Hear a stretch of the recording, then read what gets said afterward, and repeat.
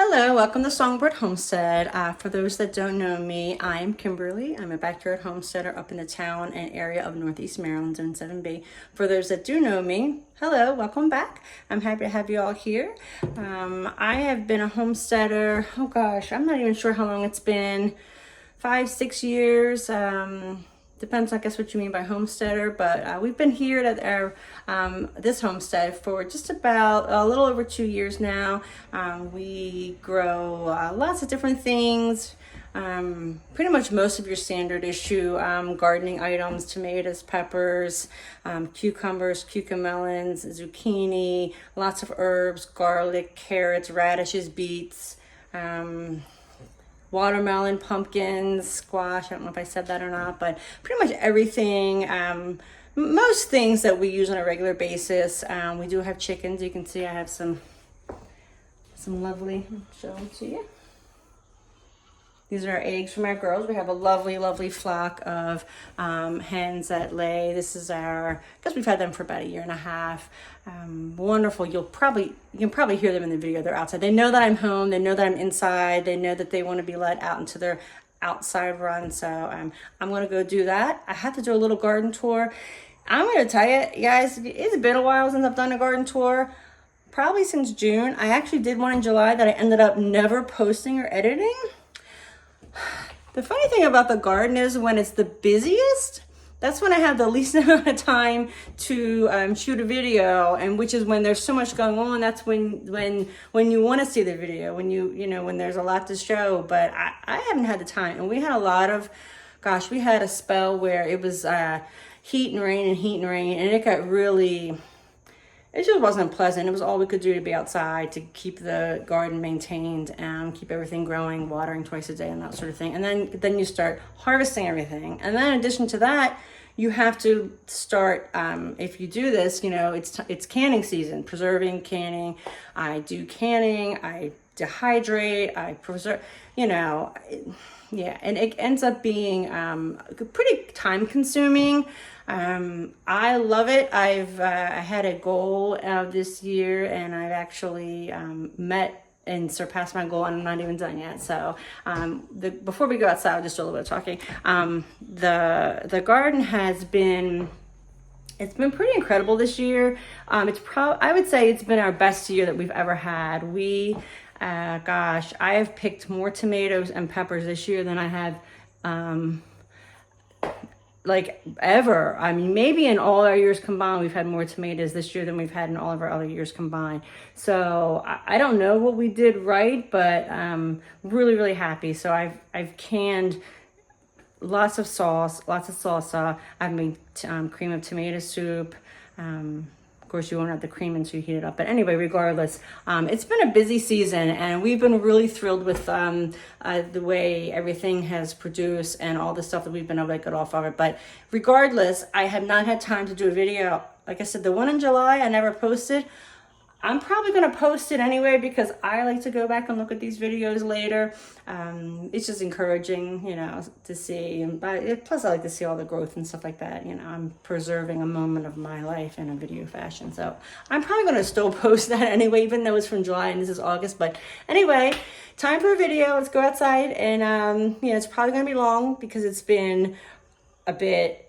But everything I have to show, you guys, it has been just, I know, I'm so thrilled with it. So, all right, let's go. All right, I'll stop talking. Well, probably not, but before that, I had to let these lovely ladies out. Come on. Lottie and Dottie always last. So this is my lovely pepper row here. I grow lots of different types of peppers. Oh gosh, if you've watched my videos before, I grow green pepper, ancho peppers for sauces, jalapeno, cayenne, habanero, Trinidad scorpion, cayennes. I don't know if I said that. Mainly what I do with my peppers, and the reason I grow so many is because we do like hot food. I do dehydrate those. I'll dehydrate those. I'll make sauces. I'll jar some of them. I make fresh sauce to eat, like a jalapeno, like a salsa verde, enchilada sauce. We dehydrate our peppers and There's always something going on with those chickens. We dehydrate them and then turn them into a powder for rubs and seasonings and just to sprinkle in different things, soups and different things. So, yep, they keep getting out one at a time. Anyway, so that's why I grow so many peppers. I will show you them now. So this is a pepper I've never grown before. It's a Santa Fe Grande. I have so many peppers. I have more peppers than I know really what to do with this year. I should have grabbed the basket. Here we go. Why didn't somebody remind me? But you can see, these are just, look at this. And I probably have 6 of these. And these are Santa Fe Grande. I think they're from Baker Creek. That's where I get most of my seeds from. But I have no idea. I'm like, oh, look. There we go. Yep. And these are green peppers. Yeah. And you can see all the peppers just hanging in there. Look at that. Now this pepper that I'm going to show you, this is a Trinidad Gnarly Scorpion. Okay. Let's see if I can pick one of these. Tell me if you think this is going to be hot. What do you think? So this, I actually got this plant. Most of my stuff I start from seed, but this one I got in the local farmers market. And a couple was selling, they had cups full of different pepper seeds. And my husband likes really hot food. I'll do hot food, I don't mind it, but not like this. But when I saw this, I just had to get it for him. And actually, he eats it raw, which is crazy to me. But same thing, look at this. That's insane. Like, I don't even know how many there are. And they're on this side, they're on this side. So I think he's gonna take some of these to work for some of the guys. And again, there's the Santa Fe Grande. Just look at all the peppers. I'm amazed. The pepper I grow the most of is the jalapeno. I should have brought a basket over. We grow so many of these because we use these for so many things. This is the most versatile pepper I've found. We will stuff them. We dehydrate them. Oh gosh. I roast them with some tomatillas and garlic and onion and turn it into like a salsa verde. But my husband will literally eat on anything. I'll put these peppers in my pocket and hopefully I don't forget. So I have 3 beds of these and they've done pretty well. They're pretty easy to grow. It's a good basic starter hot pepper. Then I have this guy here. Here's another one that's done really well. Let me show you this. This is my cayenne. I guess I could turn the camera around. But these are nice because these are they're like snack size. And again, this has been the most prolific year for peppers. I need a basket. For peppers and tomatoes. This is one you probably, I don't know if you're familiar with this one. They're looking a little droopy. It's been kind of hot these last 2 days. I'm gonna have to water this evening. This guy, this is an ancho pepper. Here's a good one. No, that's not. That's a green pepper, sorry. But they get long. He's kind of stunted a little bit.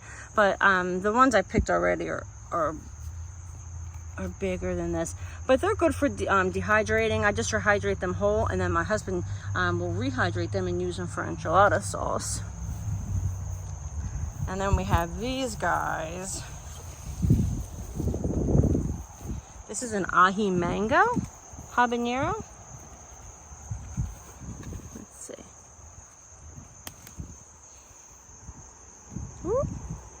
Uh-oh. They look like hearts, actually. Let's turn them around to look a little nicer. How cute is that? It's an ají mango. They're kind of tiny, which is surprisingly. But then I also have these. Sorry, I'm all over the place as usual. This is another habanero. This is a West Indies red habanero. Look at that. That is beautiful. Oh my gosh. Like I said, we love our hot peppers. One thing that I would say, I get a lot of comments and feedback from people. Not a lot, but I know there's always, every time I post something about peppers, I get people who are saying, oh, you have to, be careful touching them, washing your hands. And I guess that's a thing. I don't know if it's because I've handled them so much.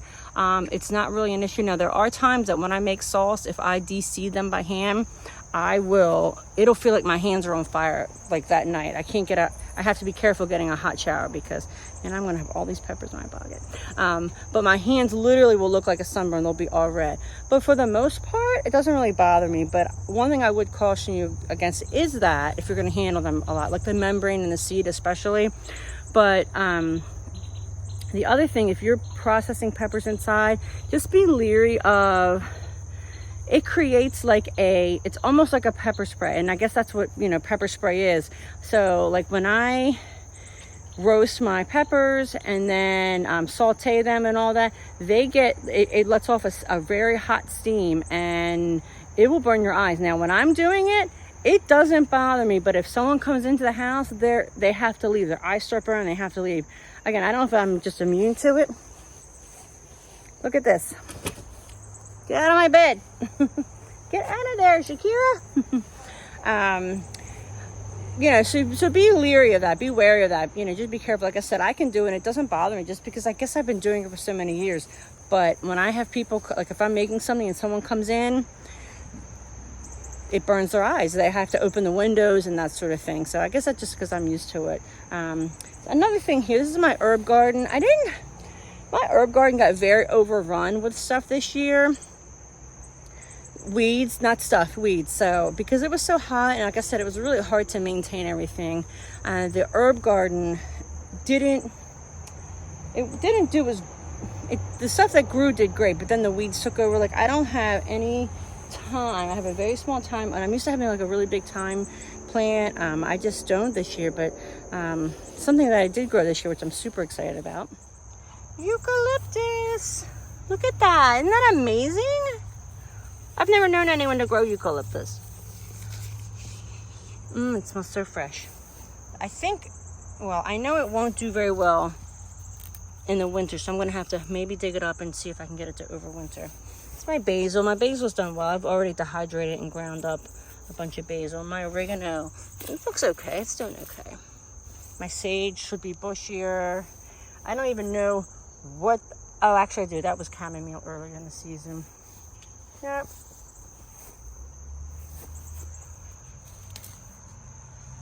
My lemon balm. And this is my Thai basil. Yeah, that's huge.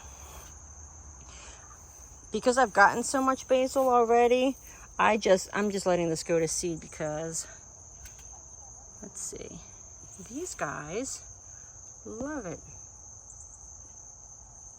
It smells so good. It smells like licorice. And then here's my thyme. Yep. And I had a pot here, but it started to flake pepper flakes off. Not pepper flake, paint flakes. So what's happening? Anyway, I didn't get as much herbs as I wanted to. And the paint flakes that were on that. Get out of my bed. Oh, you know what we're going to do? How about that? We have a guest star. Come on, Stevie Chicks. But I had a pot in the herb garden, and I've had it for a bunch of years. And I guess it was coated with something. And that's right. And the paint started to flake off, so I moved it out because I didn't want the paint getting into my herbs. You wanna stay on camera? You don't like it? Are you feeling shy?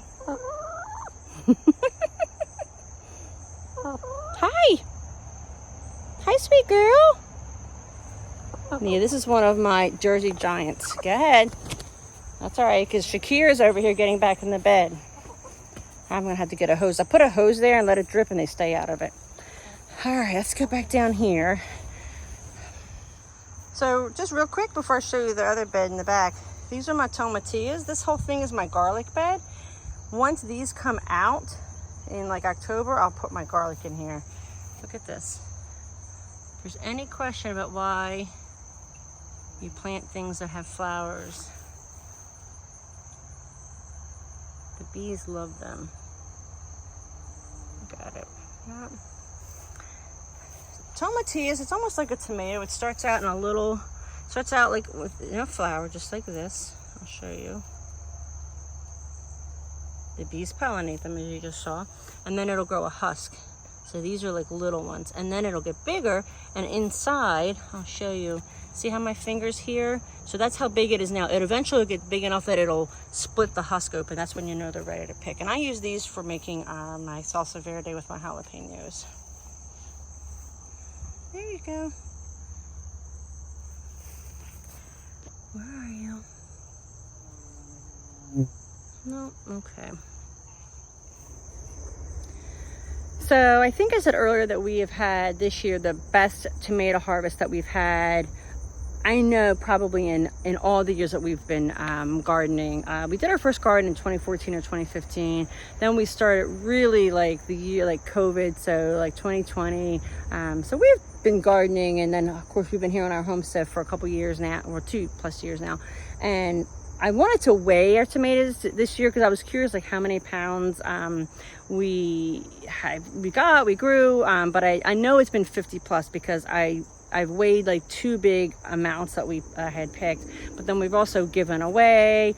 We've also, we've picked and eaten and picked and eaten. And like, again, picked and given away. Like this weekend I had a birthday recently. Last week's my birthday. Got a lot of birthday messages, so thank you to anyone who's seeing this that sent me a birthday message. I so totally appreciate it. It means a lot to me. But regardless, we had a big cookout this weekend for my birthday.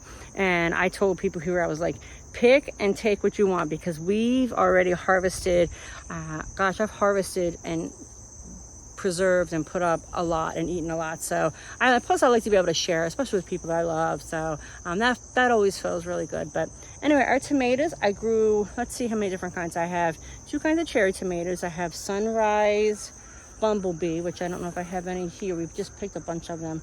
Then we have these pineapple pear cherry tomatoes. If I have a Sunrise Bumblebee, I don't think I do. I'm not going to put this in my pocket because that might, here, let me throw it down here. And we also grew Brandywine. Now, typically in the past, I've grown Amish paste tomatoes for sauce. Then I was reading something and people were swearing by the, I'm sorry, I have that backwards. Typically, I grow San Marzanos for sauce. I was reading a lot about people were saying that they really like the Amish paste better than the San Marzano, and I'm going to tell you, I did that this year, and I completely agree. I felt like they were meatier. I felt like they took less time for me to cook down. The chicken's walking by with a piece of something she just picked off my plant.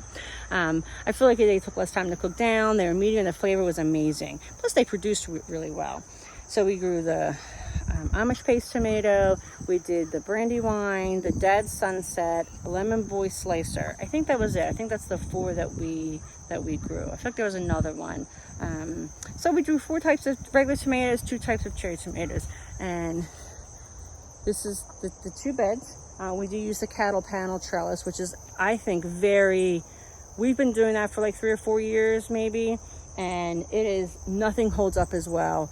The problem is, of course, I do indeterminate tomatoes, which isn't the problem, but these beds look, it just keeps growing up.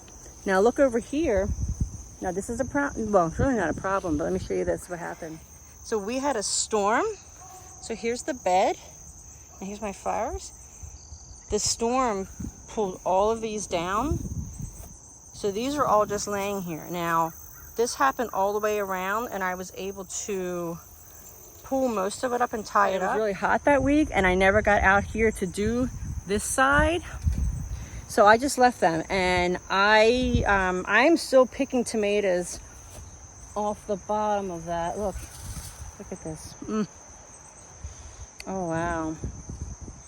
So this is it's called Dead Sunset. It's orange. This is a fully ripe version of that. I need a basket.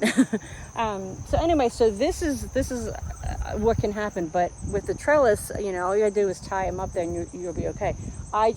We had a really bad storm come through, and I just didn't do that. And I never got out here to pick them up, so I just left it. And they're still growing and they're still producing, so I'm gonna just leave them. But I'm gonna show you my tomatoes over here, and put this guy over here. So these have put out, oh, here we go. So this is a Sunrise Bumblebee cherry tomato. So I don't really eat tomatoes, really. These guys, what I found to do cherry tomatoes put out a lot of tomatoes. So what I usually do is I throw them in with my roaster and make my sauce with these guys. Put this in my pocket. Gosh, somebody better remind me of all these things and peppers and tomatoes. And my pockets aren't that big, so I'm like wondering, are they falling out? Let's see what else we have. Woo. There's some more. These are all, I keep saying San Marzanos. These are Amish paste tomatoes. And then this guy, these are my Brandywines. These are Brandywines. He's not ready to be picked yet. But I've picked so many. You can see they're still in here. There's just tomatoes everywhere. But they do get pretty tall. And even these trellises are only so tall. So now they're starting to grow out here, which is funny. So funny enough, in spite of the fact that I do a pretty good job growing tomatoes, I'm actually not a big tomato eater. I have had to work myself up to, I've just never liked them my whole life. But funny enough, your palate does change as you get older, which is very strange to me. So I found myself being able to tolerate them a little bit more. I've been cutting them up and putting them on eggs. I started that like a year or two ago. Now I'll do like a very thin slice on a sandwich or something like that. I'll cut the cherry tomatoes up, throw them in like a set, cut them out very small, like tiny, and put them in a salad or like a pasta salad or something like that. So I'm getting better at that. But it's the weird thing, like when you grow stuff, the ones that you grow are so much different than the things that you buy in the store, things that I've had in the past. They're just, it's a whole different, it's a completely different product. It's not even the same thing in my opinion, which is the case with most of the things that I grow or that you grow. You'll notice, like when I started growing stuff, one of the first things I grew were peppers for my husband. And it was life-changing for him. He had never had anything like that. So, yeah, if you've grown anything, then you know that it's definitely a big difference, which is probably another reason why I like them, or why I'm starting to be able to eat them more. But anyway, if you saw my previous videos, you'll know that there were two things that were very important to me to do this year. Two things that I was like, I don't care what happens, I'm doing this. I'm being very careful because I don't want to step on anything in my crazy backyard, which I'll show you in a minute. But one of the things that was very important to me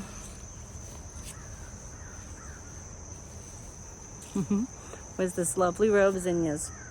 I wanted a pollinator way station for birds and bees and the butterflies and insects and all that stuff. I wanted to have that. So I got these little raised circle beds, put them here, and I just planted gobs and gobs of zinnias. And they're the prettiest flowers I think I've ever seen. The butterflies, the insects and the butterflies and the wildlife that I've seen out here has been incredible. Look at that. Tell me that's not incredibly beautiful. Now what I've been doing is deadheading these. So I've been tearing these off and I just threw them back in there because I'm hoping that next year they'll just come up on their own. The white ones are okay, but these are my absolute favorite. Look at that. It's beautiful. Like I can't believe how beautiful these are.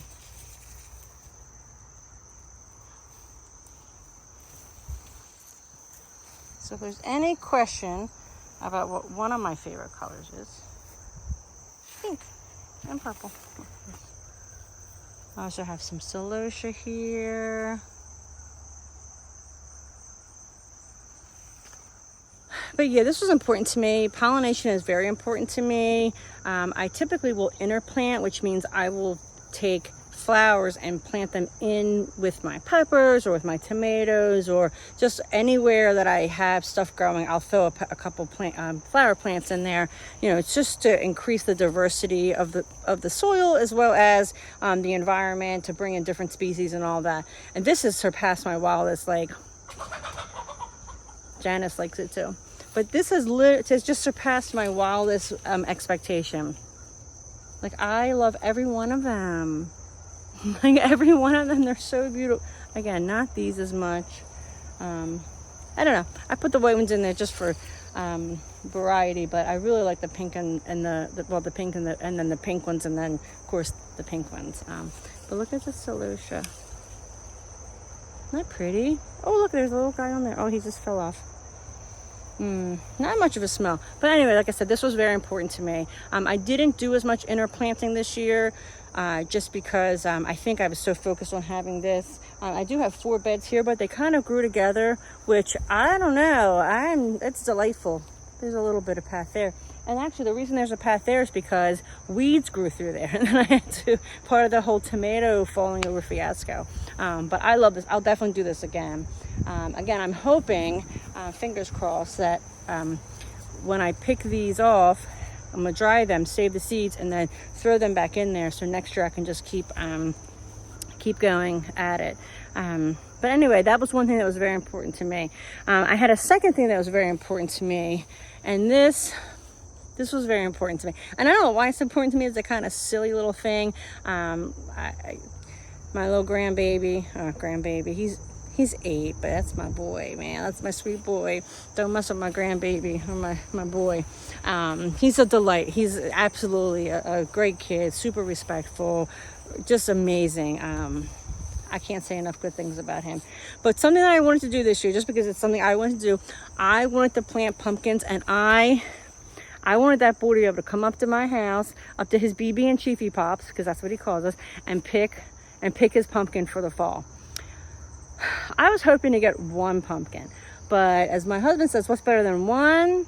2. Well, I think we're going on like 10, 11, 12. We have like 10, 11, 12 pumpkins, and I am so excited. He's going to have his pick of the...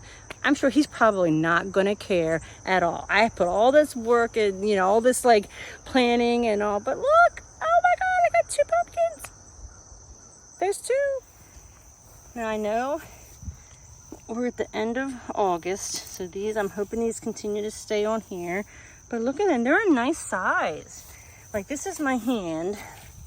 So that's probably, I'd say that's probably like 12 inches or so.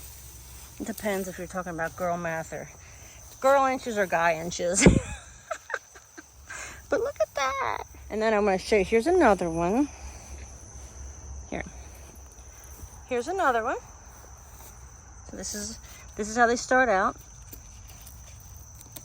They start out green and then they turn orange. Say hi, Raggy.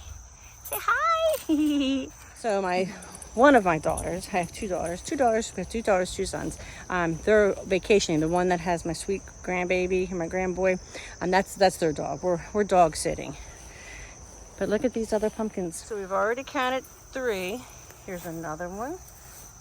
And again, that's my hand. That's a big size. 4. This is number 5. And yes, I do have powder and mildew on here, but it's not affecting the pumpkin, so I'm leaving it. There's 5. You go over here. Here's another one. It's 6. So, besides having the pumpkins for my grandson to come up and pick, I also know that they're very good for the chickens. So something we did last year was we had them for display, that was ones that we had bought, and then we cut them up and put them outside and let the chickens eat them, because it's really good for them. But I'm also hoping to scoop out and get a lot of seeds for us, we like seeds and stuff like that, so I want to be able to save a lot of seeds and put them up, and also make my own pumpkin stuff, whether it's pumpkin pie, pumpkin bread, that sort of thing. But yeah, I think with 10 or 12 pumpkins or so, and that's just what was that? 1, 2, 3, 4, 5, 6.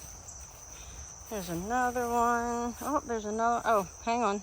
So there's 7, 8, 9, 10, and I know there's, here's another one. I gotta be careful, there might be a snake in here. Yeah, so I know we have a solid dozen. Something that we were leery of, because pumpkins and watermelon, which we do have watermelons in here too. Oh, look, there's another pumpkin. Good grief. They take up a lot of space. Now, we have this space back here, We have the long beds, we have the arch trellis, which I haven't shown you yet, and then we also have this big area back here where our fruit trees are. We got a couple of peach trees, a couple of apple trees, we have a cherry tree, we have a bunch of raspberry bushes and blueberry and blackberry bushes. But regardless, we just put the pumpkins in the water back here. I wanted to put corn back here, I never got around to it. So this whole area here, it's kind of dying off a little bit, you'll see here, but that's how much space we use for that. But we had the space, and you know, my husband was like, go for it, whatever, I don't care. Which is good, because I was going to anyway. But here we go, we have all this, and like I said, about a dozen pumpkins, and the space has gotten used, it's gotten utilized, which is good, because you know, that's what we bought it for. The other thing is, it's better to grow something back here. It amends the soil, it works the soil, it puts nutrients in the soil. So, you know, there's a saying, if you don't plant something, Mother Nature will. So we planted pumpkins, sorry, and watermelon, and I'm very, very glad we did. Now this is my other, or actually, let me show you this first. This is something that not a lot of people know what this is. Let's see how many people know what this is. So I don't know, a lot of you may, some of you may. This is actually asparagus. These are asparagus ferns. See if I can show you. Oh, look, in here we even have an asparagus. Get out of here. So asparagus doesn't bloom for very long, or doesn't grow for very long. Or it isn't asparagus for very long. So asparagus is something that it's seasonal, so typically it's you know, something you see end of April and then through like the end of May. It's really only like 3 or 4 weeks that you get those stalks. I'm surprised I have this guy. But what happens is it grows pretty fast. You harvest it for a month and then it's done. But when you're done, and then it will continue to grow, it turns into these lovely palms, or ferns, actually not palms. I do want to put in more this year, this fall, because I want it to, just want to double it in size. But yeah, that's asparagus. All right, next bed. This is my arch trellis. Normally this is the crown jewel of my homestead. I love my arch trellis. We had a situation early this year. Here, let me put this asparagus down. I get stuff everywhere because I didn't bring a basket. So typically the arch trellis, like I said, I'll grow all kinds of lovely things. This year I had a plan for it, and it partially came to fruition. But something that happened was we had a groundhog that came through in the spring. I put my beans in, I put my sunflowers in, eggplant, and I had groundhog or bunnies. We're not really sure. We think it was a groundhog, because that's what we did see that. You know, came here and ate all my stuff to the ground. That was very discouraging, but that happens. My husband was a little bit more discouraged than I was. So I replanted. They got the beans again. My sunflowers, actually, I planted them like 3 times. And finally, the 4th time, I waited until they were like 2 feet tall to actually put in the ground. And you know, something came through and got them again. Now, I do have like 3 sunflowers on the outside of my one fence that made it. And I had a little one that showed up in my herb garden. I don't know if you saw that. But otherwise, it really deterred this arch trellis. Now, one thing you will see, this big, hunky, orange blossomed beast, this is a Mexican sunflower. It doesn't grow like a traditional sunflower with 1 stalk, and then, I mean, some sunflowers, the yellow ones, will have multiple stems with flowers. This just bushes out. I wanted it to be on both sides of the trellis. You'll see. Here's the little one. So this one didn't get as big as that one, which is probably okay in hindsight, because I probably wouldn't be able to walk through there. I do have beans planted in here, as you can see. I've come to realize, and I think I said this in the video that I didn't post, I've come to realize that I don't really like green beans. My husband doesn't really like green beans. We don't really eat green beans, which is a shame because they're so easy to grow and they're quite lovely hanging. So what we did, and this ended up happening last year, was see how these are drying up? So we'll pick these, let them dry, and then inside are the little beans. We'll actually cook these and eat these like this. I don't know, we're weird. I don't know, but we just don't like regular green beans. So I'm gonna let these all dry in the pot, on the vine, and then we'll, then we'll do that this year. But we're just not gonna eat them. So I think I'm not gonna grow them. I don't think I'm gonna grow them. I talked about that, I think, in the video that I didn't post also. So another thing that kind of happened that was kind of funny was I thought I planted birdhouse gourds. And then I came out and I had all of these little guys, which these are cucamelons. And I was like, well, that's weird. Maybe my seed packet got messed up or mixed up. And then come to find out, I have these guys that grew. My birdhouse gourds. So I don't know where these cucamelons came from. They're good, but they're not something that I would, oh, come here. No. Well, when you come visit, say hello. You're on camera. Say hi. You're visiting. You came to say hi, I thought. This is one of our newer girls. Hello. We just got her this year. Our new girls are laying. We got them in February. Okay, you can go. Thank you. We got them in February and they started laying probably about 5 or 6 weeks ago, maybe. Still little eggs. Their eggs aren't real big. But anyway, so now I have birdhouse gourds. I'm going to make birdhouses out of these. Because I'm just ambitious like that. Look at that. I probably got about, I don't know, 1, 2, 3, 4, 8, 9 or so. I don't know. But look at these cucamelons. Oh, here, look at this. I had a great cucumber year. The squash bugs have taken over. I haven't pulled this out yet. These are just, I'm leaving these here. I'll give these to the girls eventually. But look at these cucamelons. This is so lovely. This is just such a lovely, natural, like, I don't want to say phenomenon, but look at all of them. And these are edible. You eat these. So yeah, this wasn't as lovely as it was in the past. One year I'm going to do flowers all the way around. We did have zucchini, we had squash, our patty pan squash. None of that just didn't do as well. I don't know. I don't know what happened this year. This bed is empty. That's a problem. Because like I said, if you don't plant something, Mother Nature will. And then we got this girl. Did you come back for another visit? Oh, I know. She doesn't like you. So I do want to take you outside the fence. I'll show you something. This is our grape trellis. When we moved, we dug this up. We dug up the grape plants and we dug up the trellis itself my husband built, and we moved it here. We weren't going to, but then the last minute we decided to, and I'm really glad we did because we have been getting, now this isn't the greatest cluster of grapes, but I got enough grapes for this year that we were able to make jam, which is exciting. But they're all up in here. And again, I already came through and picked a bunch of them. I have a carpenter bee right there. But we had, this whole thing was full of grapes.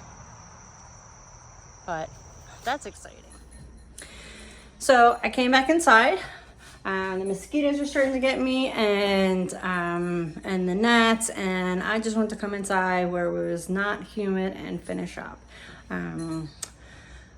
So the grapes, like I said, we almost didn't move them with us. I'm glad we did, because what I'm learning is a lot of things just take a couple years before they'll actually start putting out any fruit or product or whatever. Same thing with the we have apple trees and peach trees. We haven't gotten one bit of anything off of it yet. And that's okay. They're back there. They're fine. They're just gonna continue to grow, and hopefully one day we actually we have a fig tree we planted this year. My husband did, so we'll see. But yeah, patience. That's something I guess we could all probably use a little bit more of. But yeah, we've had a really good year. Like I said, I mean, we've harvested more tomatoes and more peppers than we ever have. I think I mentioned a minute ago that I made grape jam. That was something that blew my mind. I didn't think I don't know. Like I've seen like strawberry jams, but grape jam, because those Concord grapes, they have those little seeds in them, and they're kind of, I don't know, they're hard to get the seeds out. So I'm like, I don't know how this is going to work. It was literally, you guys, the easiest thing. My husband and we made it. I was so impressed, and it tasted amazing. Like the first thing I did, that next day was I cracked the jar open and I made a peanut butter and jelly sandwich because it was so good. And I don't really eat peanut butter. We don't eat a lot of sandwiches really. We'll do like a veggie sandwich once in a while or whatever. But yeah, anyway, so I had a peanut butter and jelly sandwich because that grape jelly was so good, or grape jam was so good. Apparently the difference between jam and jelly is, I think if I'm not mistaken, jelly you use the juice, jam you use the whole thing. I think that's it. Correct me if I'm wrong, but anyway, so I made the grape jam, which was really exciting. I've made a lot of different things. I made a lot of progress in the canning area. I used to be afraid of canning. I was afraid I was going to burn myself. You got this big pot of water, the glass. I didn't want to ruin 35 pounds of something. I don't know. I was just afraid that I was going to break the glass and actually, you know what's funny? It's not even funny. So this year when I did one of my tomato batches, either it was salsa. No, it wasn't salsa. It was either soup or tomato sauce, spaghetti sauce. And when I opened the lid, and it looked like vegetable soup. It was all red, and I could tell that one of my jars had broken. And that was one thing that I had been afraid of for years. I was afraid to try canning because, I was afraid that was going to happen. And you know what? It happened. Not only was it not a big deal, it wasn't even a little deal. I was like, oh, okay, a jar broke. Took the jar out. My other jars were done, so I pulled them out. It was fine. You just got to be careful not to cut yourself, of course. But I'm reasonably minded that I managed to not do that. But anyway, so yeah, if you're afraid of something, just do the dang thing. Just try it. Usually the fear and the anticipation of something is way worse than the actual thing. So that was a big thing this year. Like I said, all the stuff we harvested, the jams that we did. I grew pumpkins. I have watermelons. I'm gonna show the watermelons. I grew those pumpkins. I'm so excited about those pumpkins. We didn't have chickens at one point. Now we have chickens. So every year I try to add a little bit, of something to our garden plan. Just it's exciting to look back and see, the things that we all the things and all the changes that we've done. And sometimes I list, when I'm going through my head of all the things that we've grown, I'm like, oh my gosh, that's crazy that we've done all that. I'm sure we'll add stuff next year. I'm not really sure. Like I said, I wanted to do corn. We never did the corn this year. We're going into fall. I actually haven't started any fall plants, I'm surprised by that. I haven't had a ton of luck with brassicas like broccoli and Brussels sprouts and all that. So I don't know if I'm going to do that. I do have in my pink stalk, which I didn't show, I started celery, cilantro, and leeks. So I'm hoping I'll have them for the fall. But we'll see. I don't know. Maybe I'll buy some broccoli plants. I don't know. For some reason, my broccoli just doesn't do, either the bugs get it, even though I covered it. I think they must lay the eggs before I cover them. I think that's the problem. But anyway, yeah, I haven't really thought about fall yet. So I don't know. We'll see what that looks like. But anyway, thank you so much for stopping by Songbird Homestead. Again, I'm Kimberly. I'm happy to have you here. I love sharing my space with, people. Recently, with something that's very strange that's been happening is I've been running into people at various things. Or my husband will come home and say, oh, somebody was stopped by his work and they mentioned that they follow me. So all you people out there that are following me that I don't know are following me, people have had some really kind things to say. And I love that if I'm touching one person, or if I'm able to inspire one person or teach one thing to one person, that's really what I want. I mean, I started this channel so that I could have it. So in the future, I could go back and look at it and watch it. It's fun. It's funny to me. I'll go back and watch some of my earlier videos. Cayenne in my pocket. I watched some of my earlier videos and I'm like, oh my gosh, you sound like an idiot. But everyone's like, no, you're good, you're fine. So regardless, like I said, I do this for my own sake, honest to goodness. I like to be able to go back and look and watch and see all the growth that I've made, and get re-inspired by some of the things I've done. But in addition to that, it's been put on my heart to teach people how to grow food. I think it's important. I think it's a lost way of living. I think it's good to know. I think it's important to know. I think we're headed in a bad place. I see some change in some aspects of our food system, our food culture. It's a disaster. I can't say that I'm too far off the rails sometimes of disaster. I mean, I don't know. I don't eat perfect 100% of the time.